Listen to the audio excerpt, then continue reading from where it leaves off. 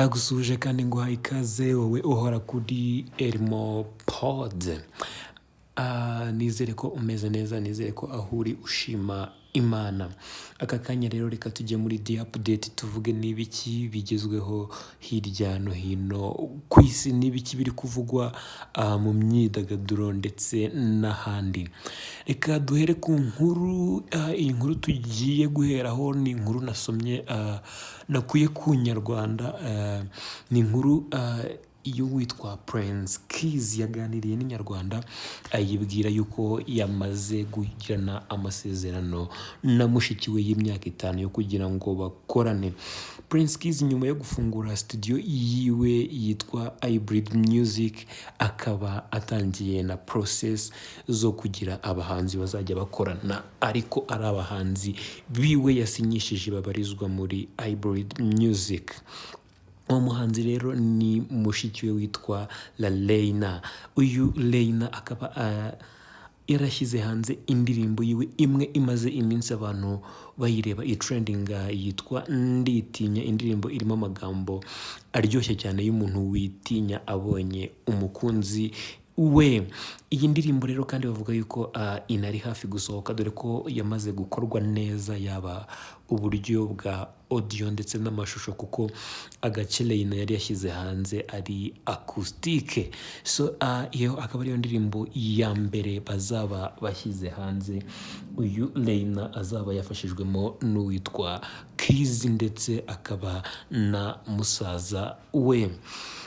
Mu kiganiro Keys yagiranye n'Inyarwanda yavuze yuko uyu muhanzi kandi kugira ngo amufashe bakorane nuko yabanje kwitegereza ubuhanga bwiwe, abona ubuhanga afite cyane cyane mu kwandika indirimbo, ndetse atekereza yuko mu mikoranire yabo bizajya bituma anafatanya n'abandi bahanzi bazajya baza gukorera muri Hybrid Music akabafasha mu kwandika indirimbo, dore ko ari umwe mu bahanzi b'abakobwa b'abahanga mu bijyanye no kwandika uyu nguyu Leina.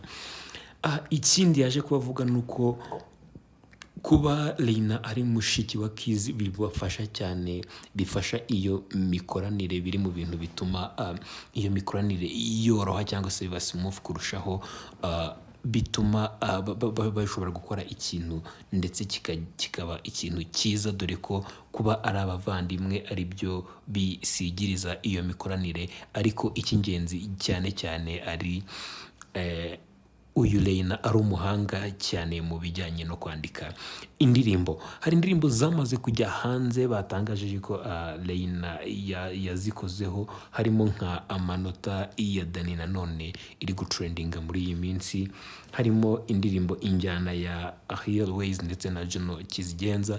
Izo ni zimwe mu mishinga uyu mukobwa Leina yakozeho mu minsi itambutse. Ariko ni indirimbo yiwe ya Ndagutinya babaye basohoye acoustique, yumva ko ari indirimbo iryoshye, tukaba tugiye kwitega competition cyane ndetse yo ku rwego rwo hejuru, abakobwa turere ko bakiyongera mu muziki, dore ko Keys avuga yuko nta bakobwa benshi bari mu kibuga, ariko impamvu yo gufasha umukobwa ari ukugira ngo mu bakobwa nabo haboneke competition, n'abandi bahaguruke bakore uruganda ruzamuke. Aho umunyarwenya Sam wo muri Zubi wari uri kwiyamamaza ku mwanya wo kuba depite, ntago byamukundiye, ntago byaje kuba bimukundira kugira ngo uyu munyarwenya ajye mu badepite batowe nabo bazabasha kuba bari mu nteko. Mwite Mucyo Samson akaba ari umwe mu bantu bo mu ruganda rw'imyidagaduro babashije gutanga kandidatire yabo ku mwanya w'ubudepite, mu gihe abandi babibazwaga harimo nka Riderman bamubajije niba yatanga kandidatire akavuga ko ayo mahirwe atabigerageza. Ariko Sam we, umwe mu ba celebrity bagerageje gutanga kandidatire, ku bw'amahirwe make ntiyabashije nawe gutsinda. Ariko ni ibintu byashimishije abantu mu by'ukuri kubona yuko umunyarwenya atinyuka, cyangwa se undi muntu uri muri showbiz atinyuka agatanga kandi datire yiwe. Sam rero mu magambo yiwe yapostinze nyuma yuko abonye ko bitamukundiye cyangwa se bitamuhiriye, yagize ati mwarakoze kudushyigikira kandi ndabashimiye pe, gusa ntabwo twabashije gutsinda, Imana ibaha umugisha mwese aho muherereye, ibyiza biri imbere. Ubu ni ubutumwa yageneye abantu bose bamushyigikiye ndetse n'abamubaye hafi, nubwo atabashije gutsinda ngo ahagararire urubyiruko nk'uko yabyifuzaga mu nteko nshingamategeko. Naho uwo uzi nka Mbabazi Lick cyangwa se wamumenye mu bijyanye no gukora imiziki, ya producinze imiziki myinshi yagiye ikundwa mu bihe byashize, ni umwe mu baproducer babikoze neza cyane mu myaka yagiye ishira. Ni indirimbo za old school izihariyemo iza hip hop cyane cyane, niho abantu bamuzi, bivuga ko ari nawe watangije movement ya Tuff Gang. Uyu rero Lick Lick bikaba bivugwa yuko yaje mu rugendo rwihariye, akaba ari mu Rwanda, aho ari guhara imiziki runaka ari gukora y'abahanzi bagiye batandukanye, cyane cyane abaraperi. Bivuga ko ari indirimbo ya Ama G The Black yamaze gukora, iya Green P n'abandi baraperi bagiye batandukanye. Uyu Lick Lick kandi si uguproducinga indirimbo z'amaudio gusa, kuko n'amavideo ajya yakora. Hari indirimbo twagiye tubona cyane cyane izaba Meddy bakigera muri Amerika, uyu Lick Lick yagiye akorera amavideo, n'ubu ngubu akaba ari gukorera uwitwa Yago Pondati. Lick Lick rero ni umwe mu bantu bazwi cyane muri iyi miziki yo mu Rwanda, kuko ntiwajya mu myaka yashize ya za 2008 kuzamuka,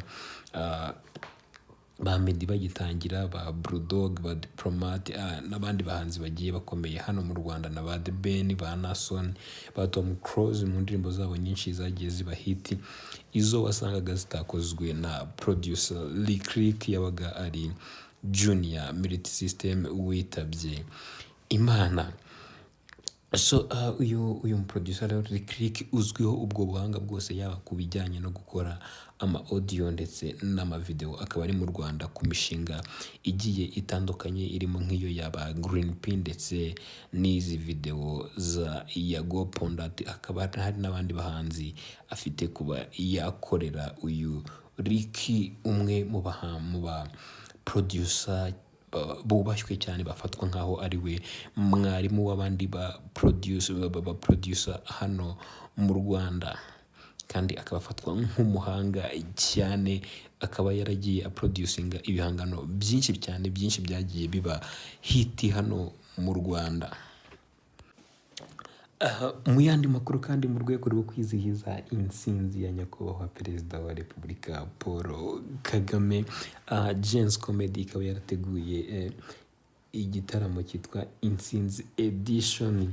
Ni Gens Comedy rero isanzwe itegura ibitaramo by'urwenya. Kuri iyi nshuro yateguye Gens Edition mu rwego rwo kwizihiza intsinzi ya Perezida Paul Kagame. Izaba ku itariki 25 z'ukwezi kwa karindwi. Iyi edition rero ikintu gitandukanye cyayo nuko izagaragaramo uwitwa Teacher Mpamire. Teacher Mpamire muramuzi, yakoze amateka menshi cyane cyane mu gihugu cya Uganda abarizwamo, ariko yagiye performing ahantu henshi cyane mu bihugu bigiye bitandukanye, cyane cyane nko muri Churchill muri Kenya, ndetse n'ahandi ku ma platform akomeye abakomediye bakoreraho. Uyu Teacher Mpamire ni ibintu amazemo igihe mu gihugu.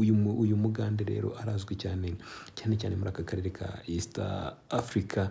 Ni umuntu wakoze amateka mu bijyanye na comedy, akaba agiye rero kugaragara i Kigali muri Gens Comedy muri Intsinzi Edition. Si we wenyine, kuko uwitwa Herari Okero nawe azongera akagaruka.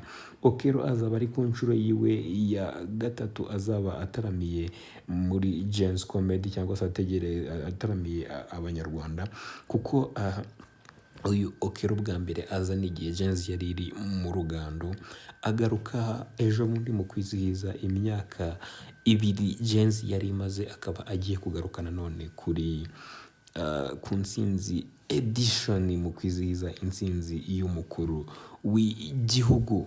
Rero ibi ni ibintu Famous ari gutegura we na timu ye, ku buryo bizaba biryoshye cyane. Tukiri kuri Uganda kandi uwitwa Shiba Karungi. Shiba Karungi akaba afite igitaramo ari guteguza abantu, akaba avuga yuko ari igitaramo kizaba kidasanzwe.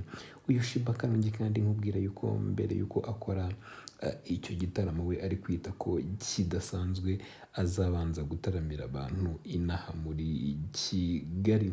Ni igitaramo rero kizaba ku itariki ya 4 10 uyu mwaka wa 2024. Ni igitaramo yise Neya Nziza concert cyangwa se Neya Nziza whatever. Ni igitaramo yise Neya Nziza concert, kikaba kizabera ahitwa Rugogo Cricket. Akaba ari igitaramo rero Shiba ararikira abantu ko kizaba kiri gitangaje ku rwego rwo hejuru. Manzi Travis Scott abinyujije ku rukuta rwe rwa Twitter yavuze yuko atazasubira muri Hamburg mu Budage bitewe n'ibyamubayeho.